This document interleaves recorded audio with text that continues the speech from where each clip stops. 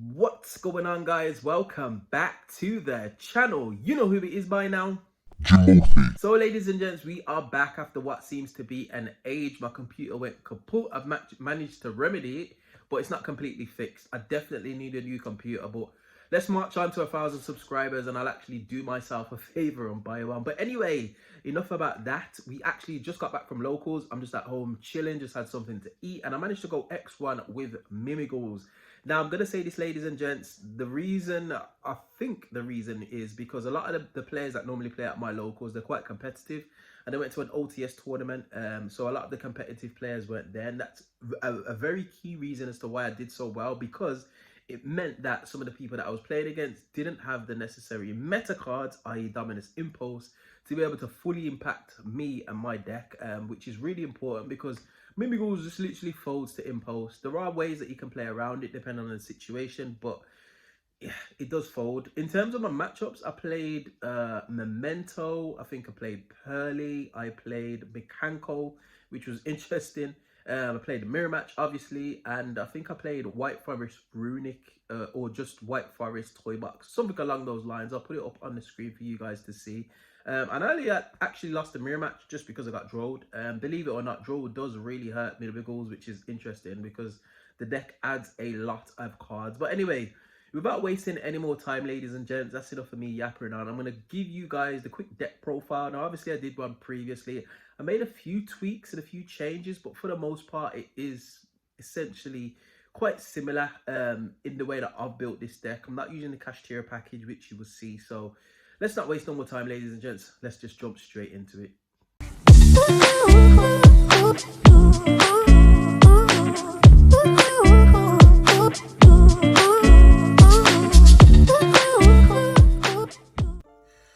Okay, ladies and gents, so this is the list. Now, I'm not going to go too extensive into what all the cards do because I've done that in a previous video, and if you interested in what each card does, I'll definitely link that video in the description for you guys so you can have a look. But anyway, starting us off, what we determined was, or should I say I 3 MimiGhoul Dragon. This obviously is your best card.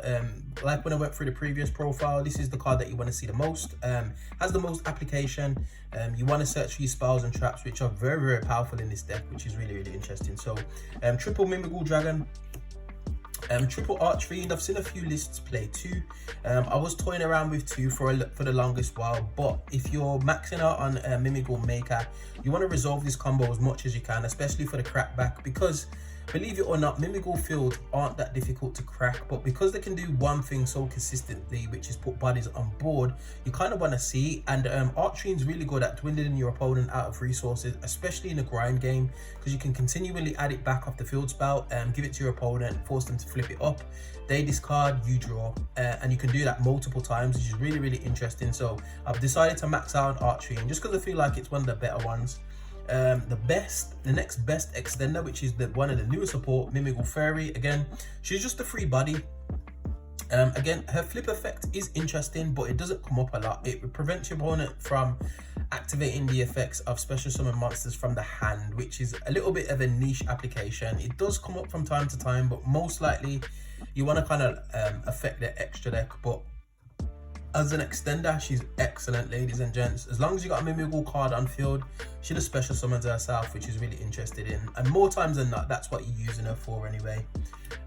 Double slime, I felt like the 2 slimes were fine. Again, you want another target off or for your MimiGhoul Maker, and slime can get you a resource out of the deck as well as jump onto your side of the field. So again, that can represent 2 bodies in the form of slime, and you can actually perform a search on your opponent's turn with Dragon's effect. So I feel like 2 slime really do come up, especially when you're trying to activate your MimiGhoul Maker a few times, which is kind of like the heart and soul of the deck, so to speak. I'm also playing 1 armor. Armor, again, really good card. Not really much to say apart from that is an extender. It just extends onto the field. It's really good going second, but you don't want to see it unless your opponent's got a monster, and there's no guarantee that you're going to be able to give your opponent a monster, just in case they flip, I don't know, Dominous Purge or just anything basically. So you don't really want to see him, but then you do at the same time, and that's why he's a one-off. Just because if you search him, he'll extend onto the field and he'll help you play without utilizing your precious normal summon, which is interesting. One master, this card's excellent. You only need it at one now. I know a lot of lists I've said the same thing about it, but I did try to put it as a 2 of, and it just ends up bricking. It's a normal summon that you don't really want to utilize for a normal summon, but your deck does revolve around utilizing Master's effect to flip cards up on your opponent's turn, which is really, really good. So just the one Master, you should theoretically be able to get it out with the combo that you resolve. And if you are interested, ladies and gents, in just how to combo with MimiGhoul, definitely get at me in the comment section below, and I will definitely do a video for you guys. There are a few videos out there that look at comboing through MimiGhouls, but if you want one specifically from your boy, let me know in that comment section below. And finally, I decided to play one Cerberus. This is always a side out target. It's a bit of a flexi spot. I could potentially even put MimiGhoul Charm in, but the reason why I included it in is because I just wanted another name, and it can become pretty big under MimiGhoul dungeon.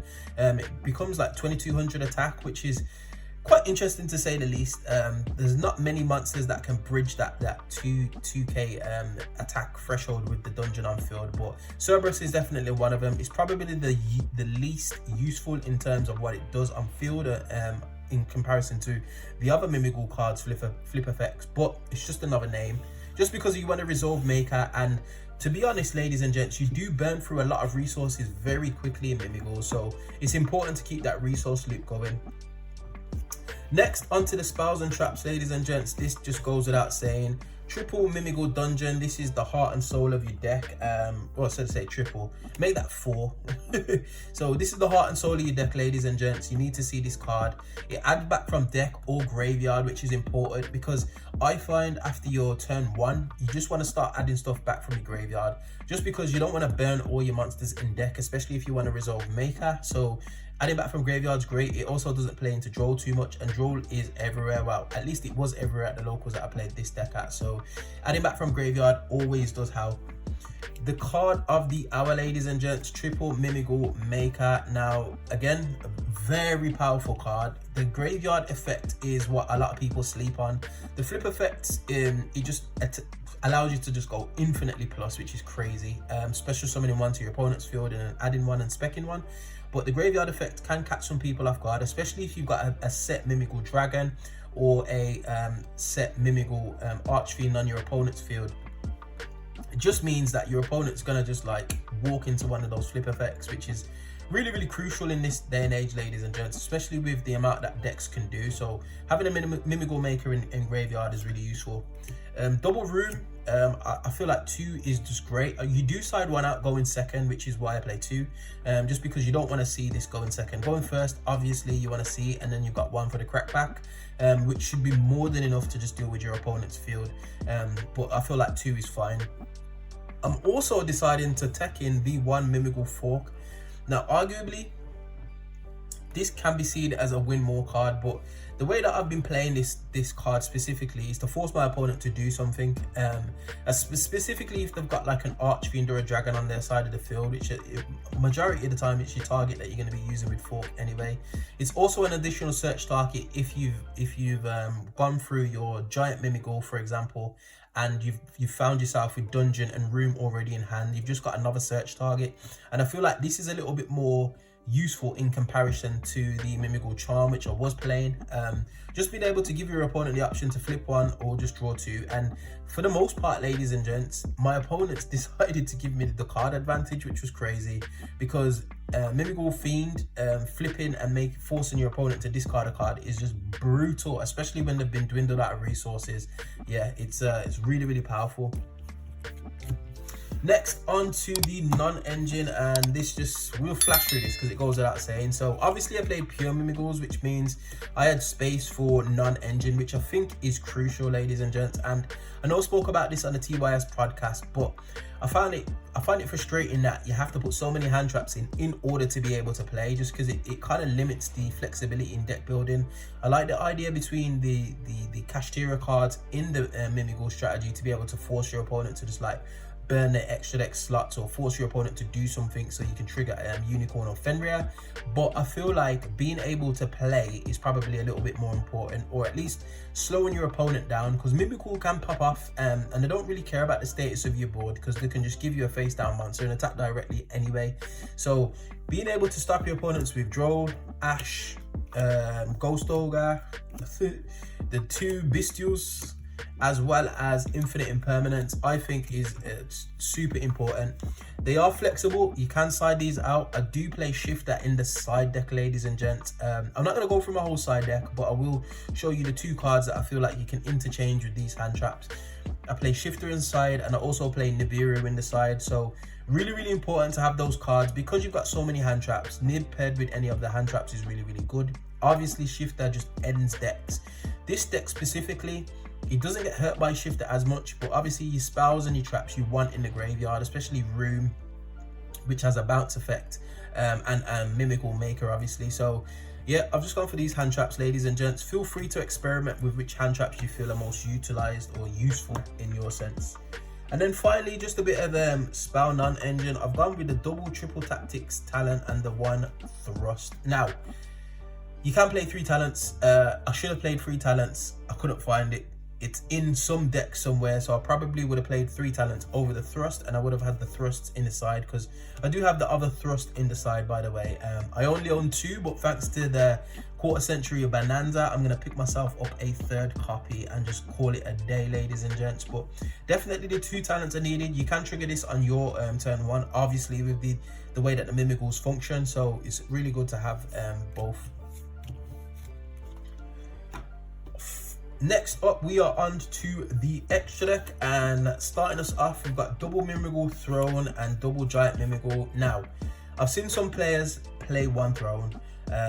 I feel like Throne is definitely a 2 of. You don't need any more. I don't feel like you need less though, because there are grind games which will come up. You do need the second one, just to be able to get Master out of the graveyard, for example, because like I said previously, MimiGhoul boards are not formidable at all. They're very easy to crack, especially if you can get rid of the field spell, for example, Cosmic Cyclone. If you just dark hole their field, these cards have no protection, ladies and gents. So just being able to go into them again in game 2 is really important. Throne is a bounce, summons Master from hand deck or graveyard, so that's the only reason why you only play 1. Giant MimiGhoul, this is your other searcher, ladies and gents, and I use this to search the missing piece of the triangular, the triumphant, or whatever you want to call it. So typically you want your MimiGhoul Dungeon on field, and then you want Maker, and then you want the MimiGhoul Room as a trap. Now, if you've resolved all of those, ladies and gents, you should be in a winning position. And then if you call for it, then you can search the MimiGhoul Fork. But in most situations, you want to do it in that order, ladies and gents. So having a double Giant MimiGhoul is good, because it just acts as another dragon, basically. And this is what helps you to OTK and burn in time, which is crazy. It's giving it a burn effect. Yeah, so something to bear in mind, ladies and gents.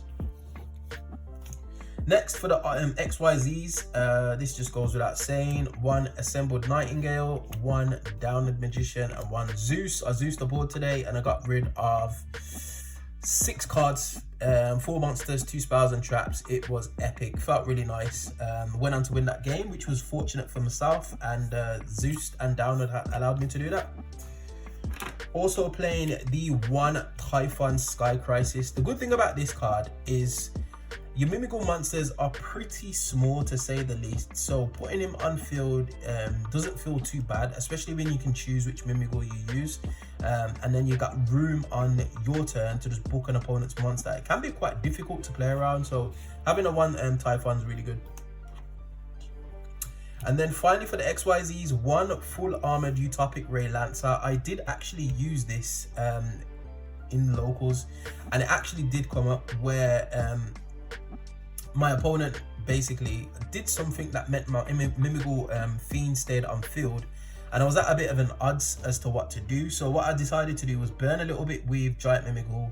I made this by pitching the MimiGhoul Room and then I just attacked into my own MimiGhouls, which had like 0 attack obviously, which meant that they just died. He just literally died from having too much damage being taken, and he actually had a couple of monsters on field, which was interesting. So it does allow you to OTK, and it also plays well into Dominous Impulse for the same reasons. Your opponent's monsters lose 500 attack, and it negates all face-up attack position monsters at the start of the battle phase, and if it's got material and it beats over a monster, it can attack again in a row. So a nice little tech. You're probably going to see this in Ryziel as well, but just let you know that MimiGhoul played it first. And then finally we've got one relinquished anima, one IP Masquerena, one SP Little Light. Goes without saying, these cards are pretty standard. We're playing level 1s, so going into anima is really easy. And then one Nightmare Phoenix, one Nightmare Unicorn, and one Access Code Talker. I actually got debarriered, and I managed to just go up into Access Code Talker. I went through Phoenix just to give me another target to banish for Access Code Talker's effect. Popped the remainder of his field and just attack for game, which is really, really useful. You can actually change this out for a Celine, because there's quite a few Black Witches and Diabell Stars and things running around, but I just decided to go for the Unicorn just because it gives me a little bit more flexibility alongside SP Little Knight obviously.